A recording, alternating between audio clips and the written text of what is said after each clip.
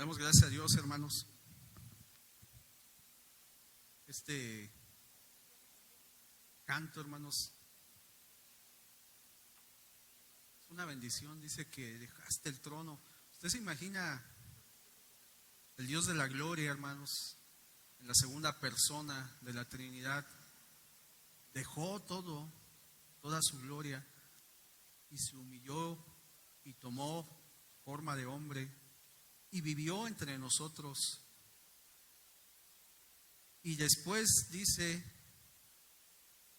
que de ese trono fue a la cruz para pagar el precio por usted y por mí. Pero no solamente eso, dice que de la cruz a la muerte. Pero no todo quedó ahí, porque dice que Él resucitó y Él vive, hermanos. Y ese es el Dios en el que yo creo. No sé si es el mismo Dios en el que usted cree. ¿Usted cree en ese Dios? Amén. Como que no muy convencidos, hermanos. Así debe de ser, hermanos. A mí tan solo en pensar, este canto es como una historia, si usted lo analiza. Tan solo en pensar todo lo que hizo Jesús por cada uno de nosotros. ¿Se da cuenta, hermano? Nos rescató de nuestra mala manera de vivir. Y Dios sigue obrando, y el Señor sigue en nuestras vidas, hermanos. Y el Señor sigue transformando. No sé si el día de hoy hay alguien que nos visite por primera, segunda, tercera ocasión. Todos somos de casa, amén. O si entre nosotros hay alguien que nunca ha tomado esa decisión. Porque muchos decimos mañana, después, no lo siento, no estoy seguro.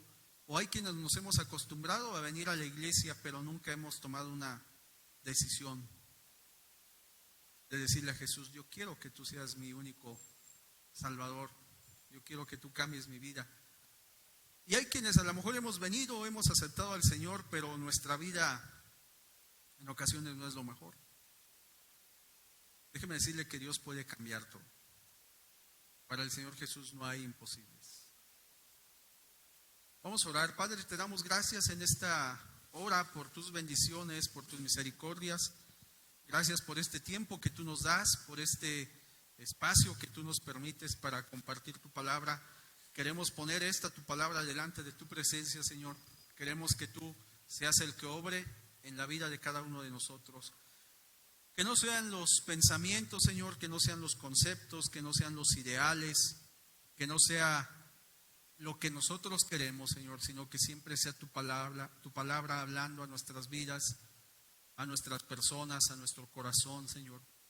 Que tú hagas esa obra perfecta en cada uno de nosotros. Gracias, Señor, porque tú eres bueno.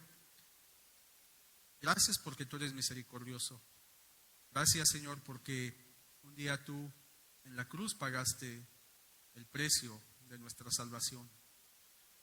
Y creemos que hemos sido comprados a ese precio de sangre. Y creemos que gracias a eso, Señor, hoy tenemos esta libertad, hoy tenemos este gozo de poderte alabar, de poderte glorificar. Te damos gracias por todo, Señor, y ponemos una vez más tu palabra delante de ti. Y Señor, te pedimos asimismo en el nombre de Jesús por aquellos de nuestros hermanos que están en alguna situación difícil. Te pedimos por nuestra hermana, Señor, que está en esta situación intubada, para que tú obres, para que tú le des paz a nuestros hermanos, tú les des gozo en medio de esta situación. Padre, te pedimos por aquellos de nuestros hermanos que también atraviesan algún momento difícil, en cualquier área de la vida, Señor, que tú les ayudes, que tú les fortalezcas. Padre, gracias porque tú eres bueno. Gracias porque tú eres misericordioso. Gracias por todo, Señor, en el nombre de Jesús. Amén. Amén, hermanos. Puede tomar su lugar. Le voy a invitar a que vayamos a una parte de la Escritura que está en el Evangelio de Marcos.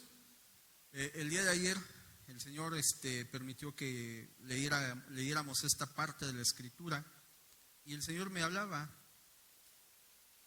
Siempre, si usted viera mis Biblias, están todas rayadas. Si viera mis Biblias, traigo papeles, anotaciones. Luego, de pronto le pongo a un versículo mensaje y me doy cuenta que pasan los años y ahí se quedó como mensaje. Pero es que así es Dios, hermanos. Dios nos va dando y nos va dando, y su palabra es, aunque podemos humanamente clasificar la palabra en 66 libros y podemos ponerle un número de capítulos. Puedo decir, bueno, Hechos de los Apóstoles tiene tantos capítulos, Mateo tiene tantos, Marcos tiene 16 y así me puedo ir. Pero aun cuando nosotros limitamos, la palabra es ilimitada, hermanos. La palabra no tiene un límite. Y quiero compartirle esta parte de la escritura que está ahí, hermanos, en el capítulo, le dije en el capítulo 11. Capítulo 11 de Marcos, versículo 12. Y lo que a mí me sorprendía, hermanos, es que leyendo este pasaje, hay mucha enseñanza, pero vamos a tomar hoy 3 enseñanzas, básicamente. ¿Lo tiene, hermanos? La palabra del Señor dice así. Marcos 11, versículo 12. Al día siguiente, cuando salieron de Betania, tuvo hambre. ¿Quién tuvo hambre, hermanos? Jesús. Entonces puedo decir que Jesús, hombre, tuvo hambre. Tuvo hambre, como usted, como yo. Tuvo hambre. Y dice, y viendo de lejos una higuera que tenía hojas, fue a ver si tal vez hallaba en ella algo. Pero cuando llegó a ella, no halló sino hojas, pues no era tiempo de higos. Entonces Jesús dijo a la higuera, nunca jamás coma nadie fruto de ti, y lo oyeron sus discípulos. La pregunta es, hermanos, si la escritura me dice que no era tiempo de higos, no era un tiempo de frutos, pues era lógico que no iba a haber higos. ¿Por qué la maldijo Jesús? ¿Iba enojado? ¿Acaso Pedro le había dicho alguna de esas cosas que Pedro decía sin pensarlo? Y se desquitó con la higuera. ¿Por qué la maldijo? ¿Cuál es la enseñanza? ¿Alguna vez usted se ha preguntado? Es como si, yo no soy bueno para los tiempos, pero sobre todo los limones, a mí me gusta mucho el limón. Y en ocasiones vamos al limón y no hay limones. Y la respuesta es que no es tiempo de limones. ¿Pero por qué la maldijo? ¿Cuál es la enseñanza? Vamos a seguir adelante, hermanos. Versículo 20. Y pasando por la mañana, vieron que la higuera se había, ¿qué? Desde las raíces. Entonces Pedro, acordándose, le dijo, maestro, mira, la higuera que maldijiste se ha secado. Respondiendo Jesús le dijo, tened fe en Dios.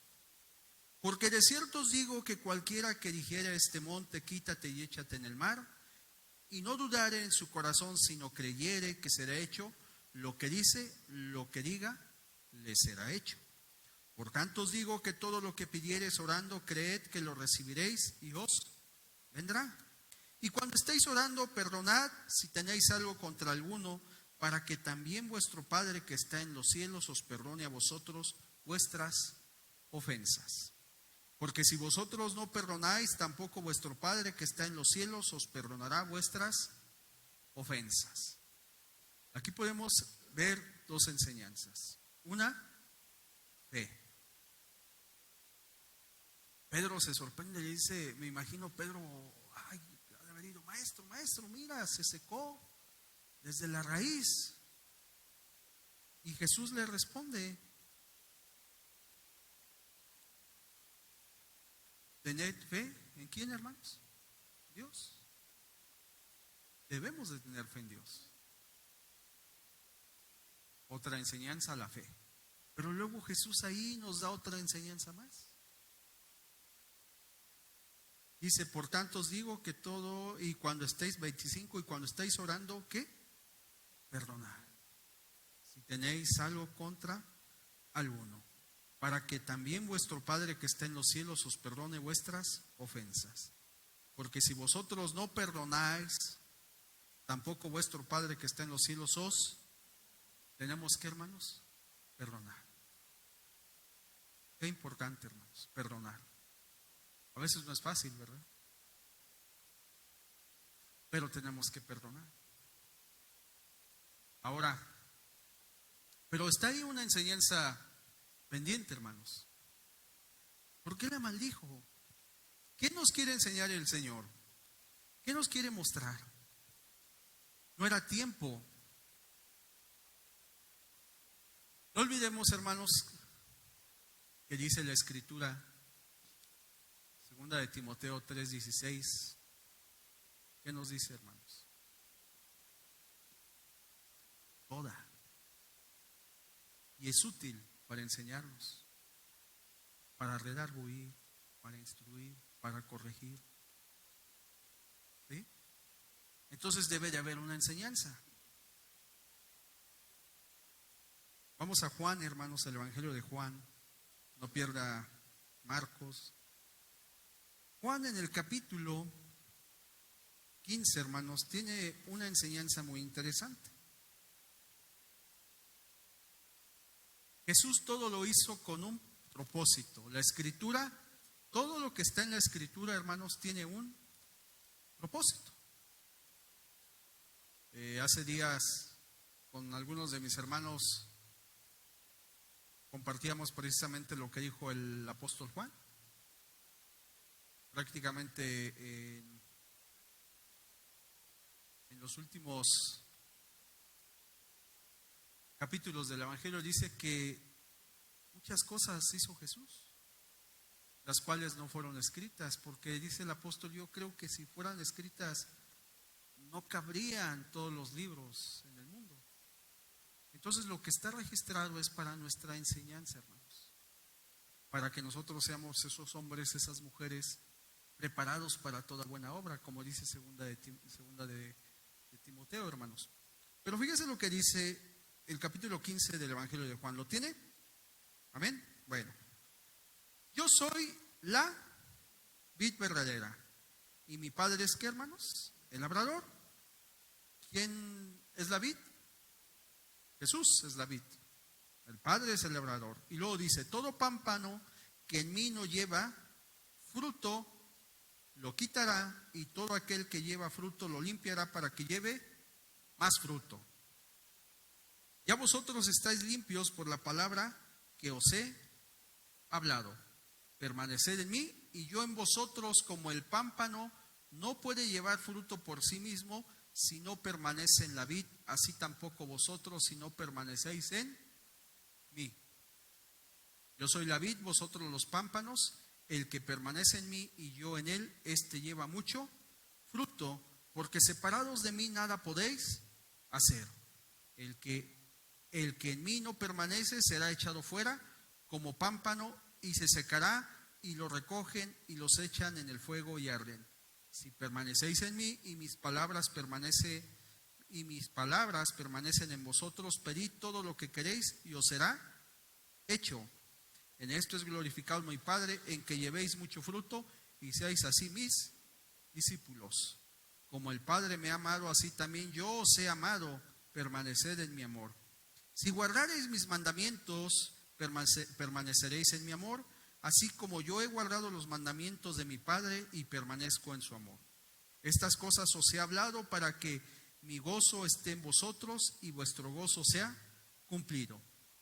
Este es mi mandamiento, que os améis unos a otros como yo os he amado. Nadie tiene mayor amor que este, que uno ponga su vida por sus amigos. Vosotros sois mis amigos si hacéis lo que yo os mando. Y ya no os llamaré siervos, porque el siervo no sabe lo que hace su señor, pero os he llamado amigos, porque todas las cosas que oí de mi Padre os las he dado a conocer. No me elegisteis vosotros a mí, sino que yo os elegí a vosotros y os he puesto para que vayáis y llevéis fruto y vuestro fruto permanezca, para que todo lo que pidiereis al Padre en mi nombre, Él os dé. Esto os mando, que os améis unos a otros. Si usted puso atención, esta lectura, hermanos, ¿de qué nos habló? Del fruto. ¿Qué nos quiso enseñar el Señor Jesús? maldijo a una higuera que no era tiempo de dar fruto. En la vida del cristiano, nosotros no vivimos un tiempo de frutos y un tiempo de no, o un tiempo de escasez. El cristiano todos los días de su vida tiene que dar frutos. No puedo decir, este término, gracias a Dios ya no lo he escuchado, pero era muy común hace algunos años. Necesito un descanso espiritual. La Biblia no existe eso. Eso es un invento, no sé quién se lo inventaría, pero eso es para flojos. Un descanso espiritual. Si andas en pecado, no necesitas un descanso espiritual. Eso se llama disciplina. No es descanso espiritual. Te sientas porque estás disciplinado. No es descanso espiritual. Todos los que somos hijos de Dios tenemos que dar fruto. La higuera no tenía fruto, tenía hojas. Dice, si nosotros regresamos, te lo voy a leer. Dice el 11:13, dice, viendo de lejos una higuera que tenía hojas, fue a ver si tal vez hallaba en ella algo, pero cuando llegó a ella nada halló sino hojas. ¿Por qué hojas, hermanos? Imagínese que usted va y de pronto ve aquella planta verde llena de hojas. ¿Qué se imagina usted? Pues algo hay, algo tiene. Pero usted llega y empieza a buscar y no hay nada más que hojas. Muchos cristianos somos así. Somos hojas. Nos vemos verdes, robustos, grandes. Pero cuando yo llego, me doy cuenta que no hay fruto. Me puedo saber la Biblia de memoria. Puedo no dejar de venir a los servicios. Puedo dar mis ofrendas. Puedo inclusive tener un ministerio, pero tengo puras hojas. Porque cuando hablamos de fruto, porque por ejemplo cuando hablamos de amor, de benignidad, de bondad, no hay nada de eso en mi vida. Entonces soy como esa higuera, lleno de hojas, pero no hay fruto. No hay fruto. Entonces por eso Jesús nos enseña y dice, yo puedo venir en cualquier momento. No importa que para ti no sea temporada, yo puedo venir.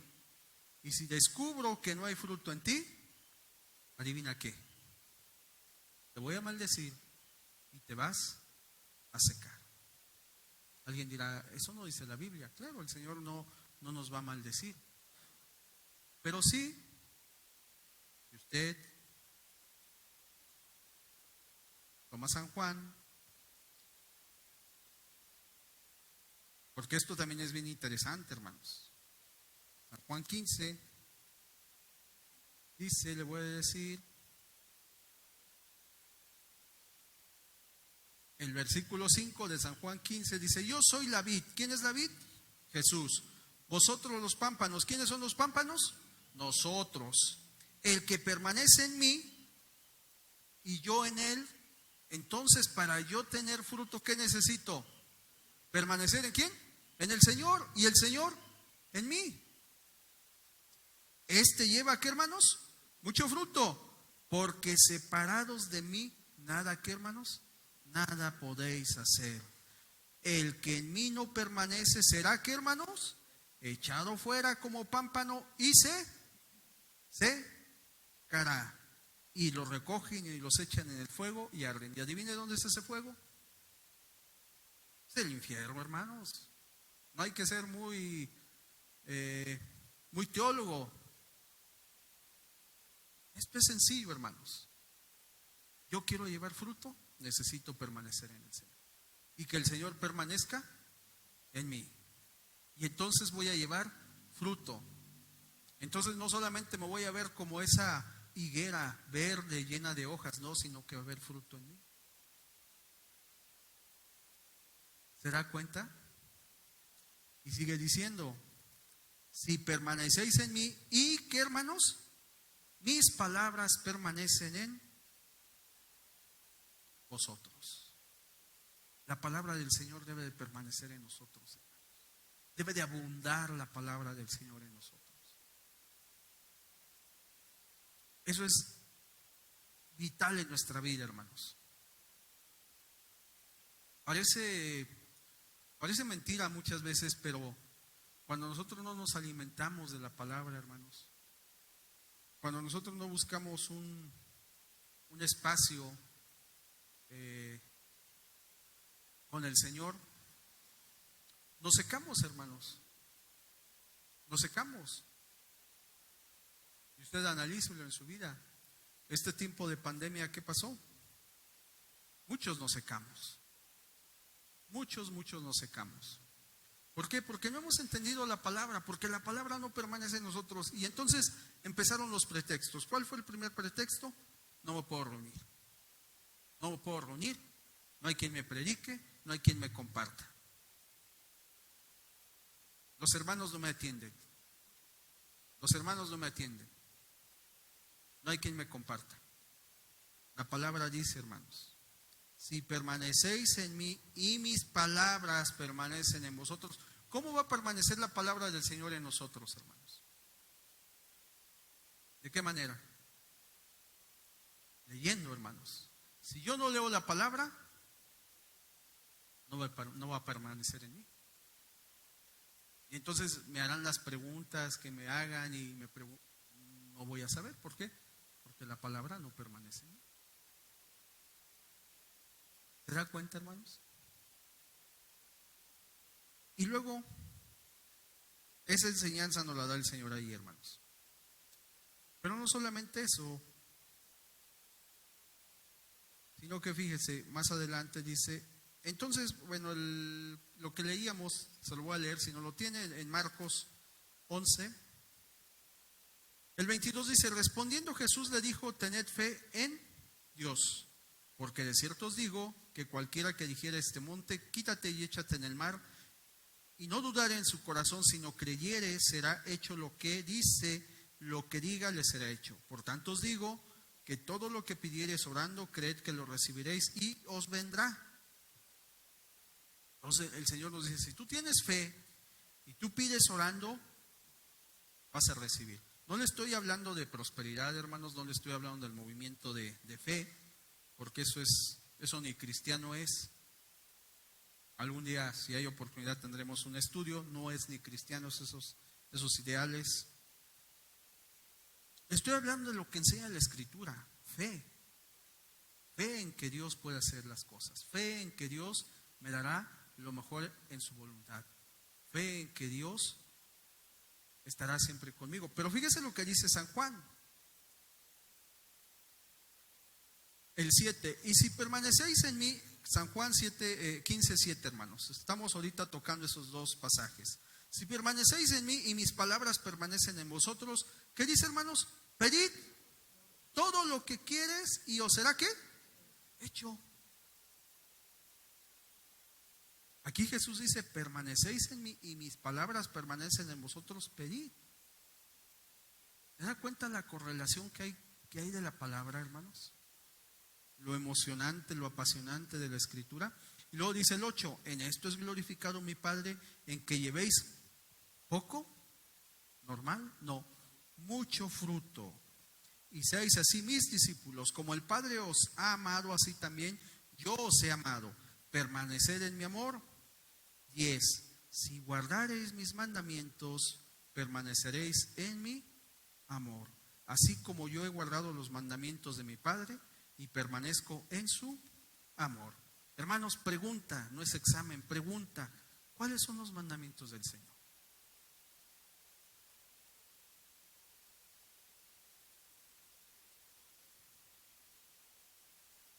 Amarás. A ver, mi hermano Ángel, que nos escuche toda la congregación.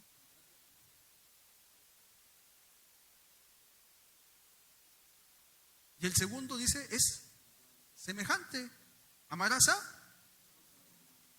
Esos son los mandamientos, hermanos. Ni se preocupen de estar pensando en el Éxodo. el Señor dijo, en 2 mandamientos se resume todo. Amarás al Señor tu Dios con todo tu corazón, con toda tu mente, con todas tus fuerzas. Ese es el mandamiento. Y el segundo es semejante. Amarás a tu prójimo como a ti mismo. Así es el Señor. Y dice,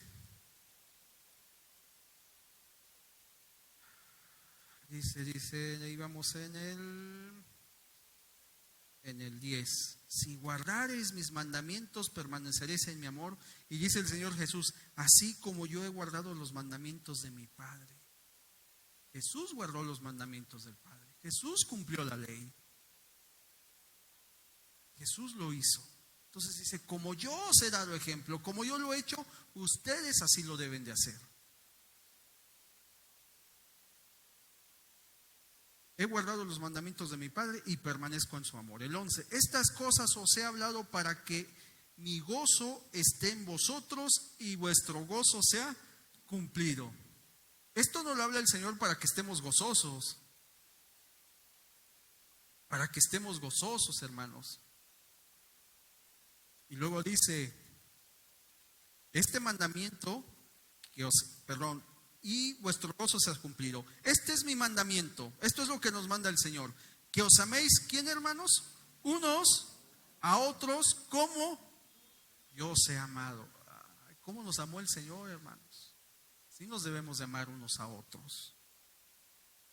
13. Nadie tiene mayor amor que que uno ponga su vida por sus amigos. Vosotros sois mis amigos si hacéis lo que yo os he mandado. ¿Soy amigo del Señor? Mi hermano y amigo David, Dios te bendiga. David sabe por qué se lo digo, hermanos. Es mi amigo, mi hermano en la fe.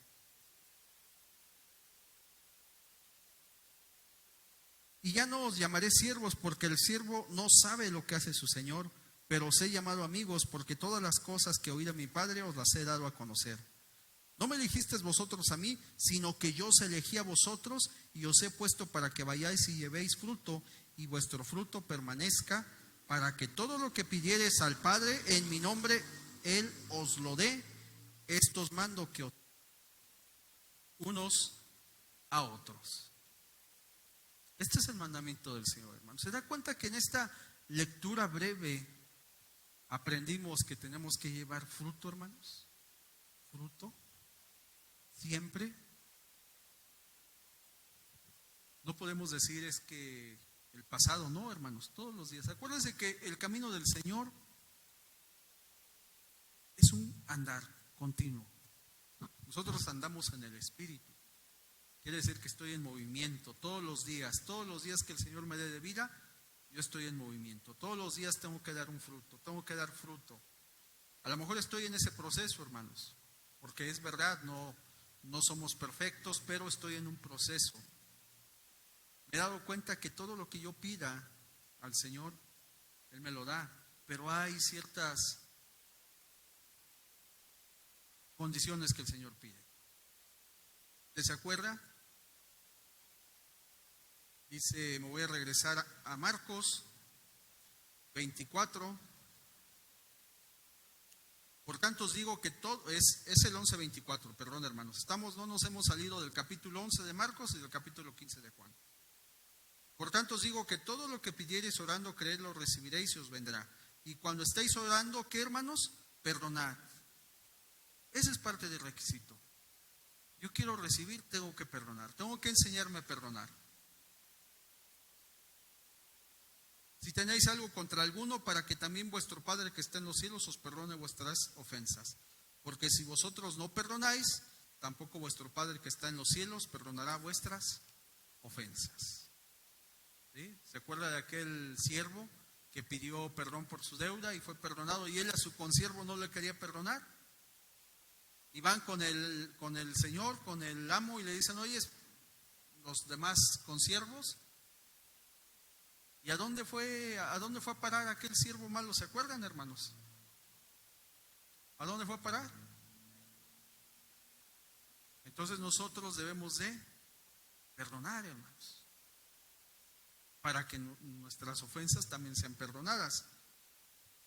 Y finalmente el amor, hermanos, que nos amemos unos a otros.